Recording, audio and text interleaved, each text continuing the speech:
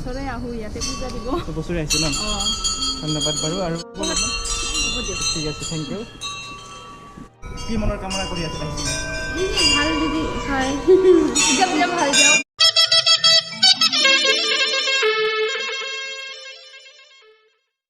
Hello' friends আজি আমি যাম শিৱ মন্দিৰত এতিয়া আমি কিনিম কিছুমান বস্তু শিৱ মন্দিৰৰ এতিয়া বস্তু কিনিম কিছুমান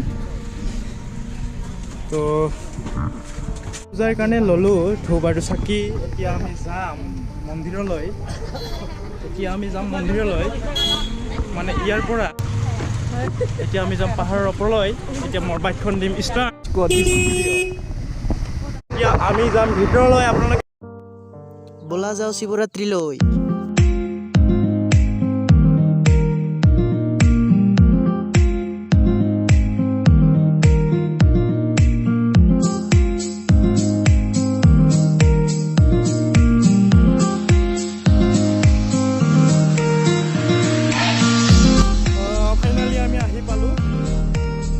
মন্দিৰৰ সন্মুখত এতিয়া আমি যাম ভিতৰলৈ আৰু সমতলৰ পৰা 300 ফুট ওপৰত যাব লাগিব এই শিৱ মন্দিৰটোলৈ আৰু এতিয়া আপোনালোকক শিৱ পূজাৰ উৎপত্তিৰ কিছুমান পৌৰাণিক কথা আপোনালোকক জনাম আৰু প্ৰথমতে আপোনালোকক জনাম কিছুমান নিয়ম কানুন শিৱ পূজাৰ শিৱলিংগটো বেলপাত তথা চাউল মিহলি পানী গাখীৰ আৰু মৌৰসেৰে ধুই ল'ব লাগে আৰু শিৱলিংগটো ধোৱাৰ পিছত ৰঙা সেন্দুৰ সানিব লাগে আৰু ফল দান কৰিব লাগে ধূপকাঠি জ্বলাব লাগে আৰু যজ্ঞৰ জুইৰ পোহৰ দিব লাগে আৰু বেলপাতৰ প্ৰয়োগ কৰিব লাগে আৰু এতিয়া আমি আপোনালোকক জনাম শিৱ পূজাৰ পৌৰাণিক কথা বৈদিক সাহিত্যৰ মতে সমুদ্ৰ মন্থন নামৰ এটা ঘটনাৰ ফলতেই শিৱ পূজাৰ উৎপত্তি হয় আৰু প্ৰবাদ মতে অসুৰ আৰু দেৱতাসকলে অমৰত্ব লাভ কৰিবৰ বাবে একেলগে সাগৰ মন্থন কৰিছিলে আৰু সাগৰৰ তলিত থকা অমৃতৰ লগতে সমুদ্ৰৰ পৰা বহুত অন্য বস্তু বা পদাৰ্থ ওলাবলৈ ধৰে তাৰে ভিতৰত বিশ্ব ব্ৰহ্মাণ্ড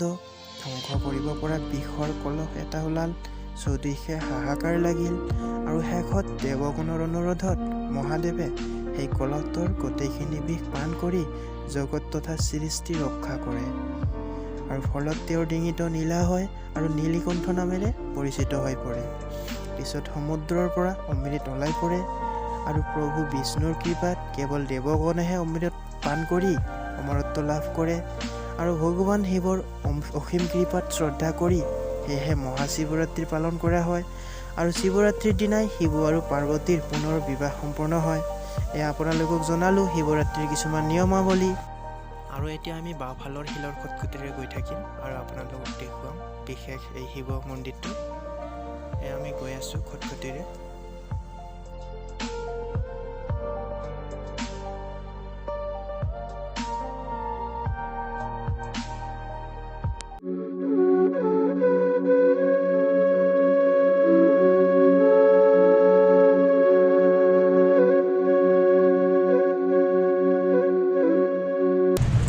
আৰু আমি এতিয়া মন্দিৰৰ ভিতৰলৈ যাম আৰু আপোনালোকক দেখুৱাম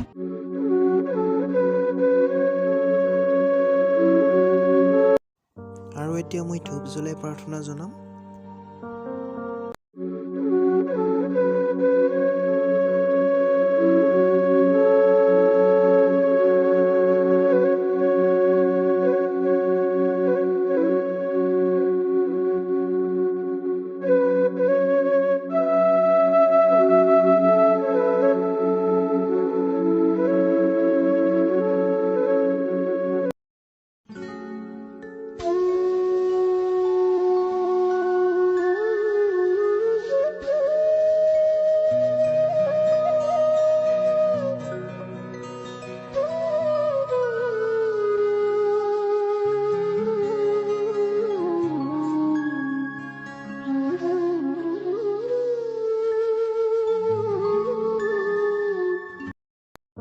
মোৰ মন্দিৰটোৰ ভিতৰলৈ এতিয়া আমি মন্দিৰটোৰ ভিতৰলৈ যাম আচলতে মানুহ ভিৰ হৈ আছে এতিয়া মন্দিৰটোত আৰু আমি এতিয়া যাম মন্দিৰটোৰ ভিতৰলৈ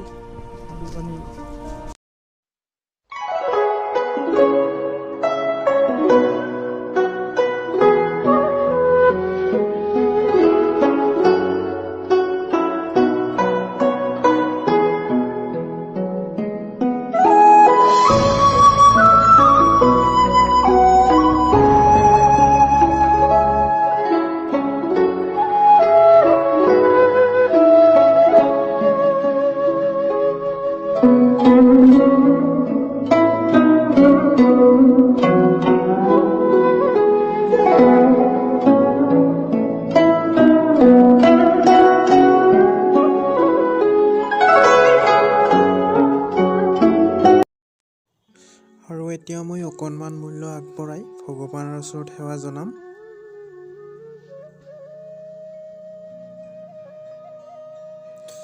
যাতে আমাৰ সকলোৰে দুখ দুৰ্গতি নাশ কৰি সকলোৰে মনৰ আশাবোৰ পৰিপূৰ্ণ কৰক।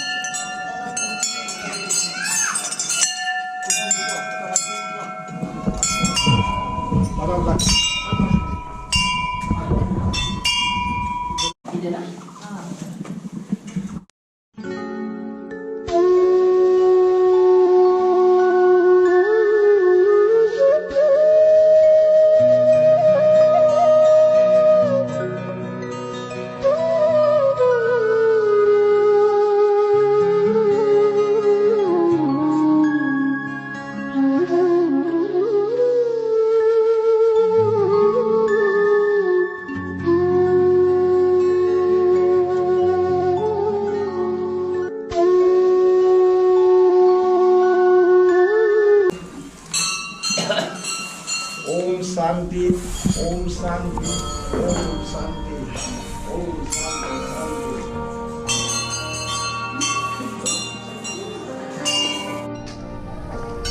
আৰু এতিয়া আমি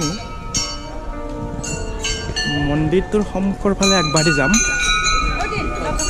আৰু ইয়াতে আহি কেনেকুৱা ধৰণৰ লাগিছে? বছৰে আহোঁ ইয়াতে পূজা দিব। বছৰে আহিছে ন?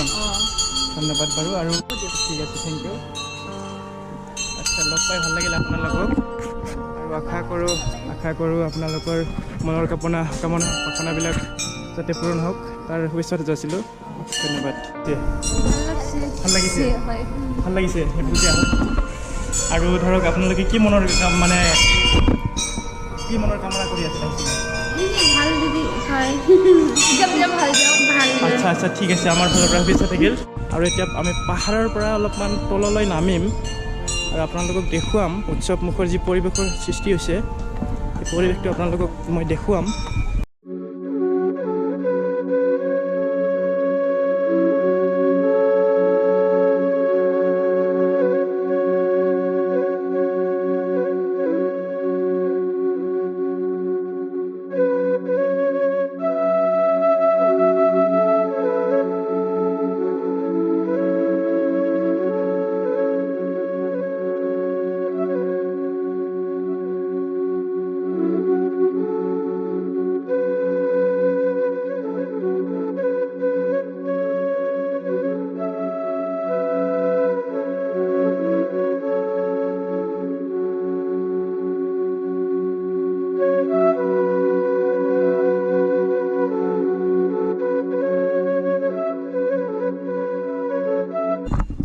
আমি আপোনালোকক দেখুৱালোঁ যে মহাশিৱৰাত্ৰি উপলক্ষে আয়োজন কৰা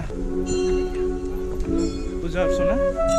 এতিয়া আমি ঘৰলৈ যোৱাৰ সময় হ'ল আৰু আশা কৰোঁ আপোনালোকে ভিডিঅ'টো চাই ভাল পাইছে আৰু এইবিলাক চাওক, এইবিলাক শিৱ পূজা কৰিবলৈ আহিছিলে। আৰু এতিয়া আমি লাহে লাহে আমি ঘৰলৈ অন্তৰ্মুখী হ'ম। তো নিশ্চয় এতিয়া আমাৰ ঘৰলৈ যোৱাৰ সময়ো হ'ল।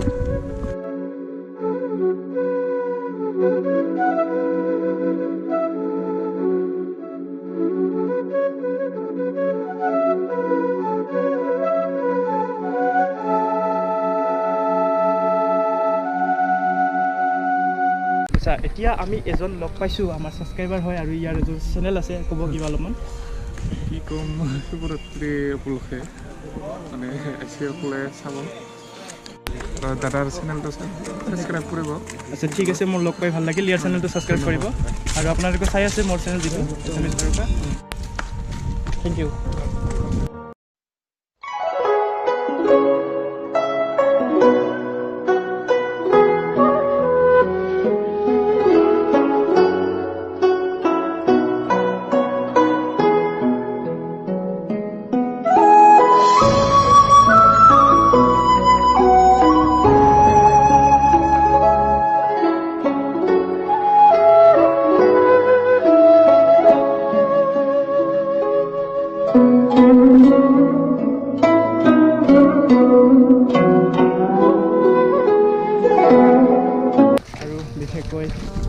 আমি এতিয়া ঘৰলৈ যাবলৈ সাজু হ'লোঁ আৰু এতিয়া আমি ঘৰলৈ যাবলৈ সাজু হ'লোঁ।